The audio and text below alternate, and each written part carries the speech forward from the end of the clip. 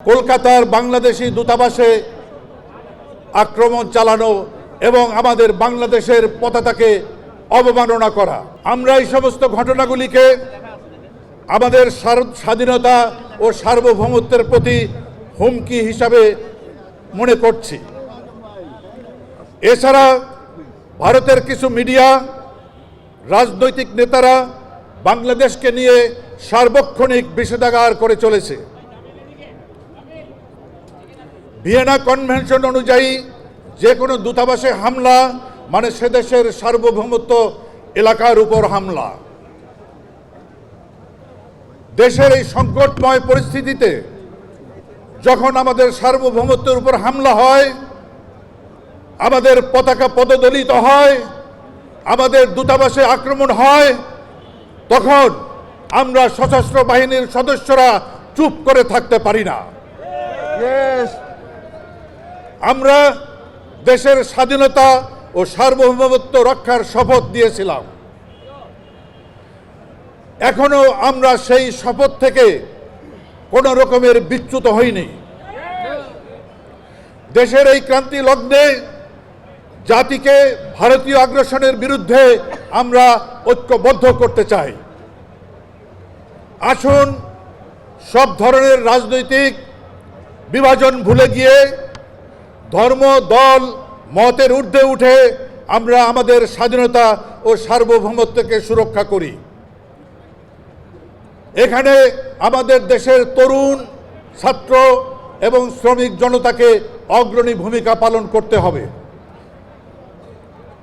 আমরা সরকারকে আহ্বান করতে চাই, আর কোনো নতজানু পররাষ্ট্রনীতি নয়, সাম্যতার ভিত্তিতে পররাষ্ট্রনীতি।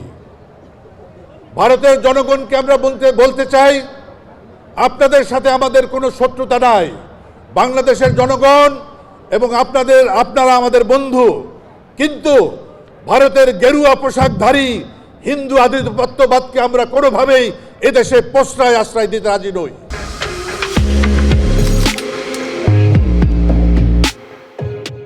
সাংবাদিক ভাইদেরকে আমি বলছি, অনুরোধ করছি, আপনারা আপনাদের পিছনের যে সাংবাদিকতা করেছিলেন সেগুলো ভুলে যান। আপনারা জানেন যে প্রকৃত সাংবাদিকতা কি। লেজুর ভিত্তিক সাংবাদিকতা আপনারা পরিহার করুন। আপনারা দেশ এবং জাতির স্বার্থে বাংলাদেশকে আরো আগে সামনের দিকে নিয়ে যেতে পারবে, আপনাদের সেই রকম ভূমিকা এদেশের জনগণ দেখতে চায়। আপনাদেরকে আমরা আরো আশ্বস্ত করতে চাই, সশস্ত্র বাহিনীর লক্ষ লক্ষ প্রশিক্ষিত সৈনিক, হাজার হাজার প্রশিক্ষিত অফিসার, আমরা সব সময় এদেশের জনগণের পাশে ছিলাম, আমরা থাকব। আমরা যে কোনো প্রয়োজনে দেশের জন্য আমরা আমাদের জীবন বিলিয়ে দিতে প্রস্তুত। ইনশাআল্লাহ। আমরা যে আজকে ঐক্যবদ্ধতার ডাক দিয়েছি, আমাদের এই প্রচেষ্টা আজকের এই সমাবেশেই শেষ নয়। বাংলাদেশের বিরুদ্ধে আভ্যন্তরীণ, আন্তর্জাতিক যে কোনো ধরনের ষড়যন্ত্র হবে, আমরা আপনাদের সকলকে সাথে নিয়ে সেই ষড়যন্ত্রকে রুখে দিতে চাই।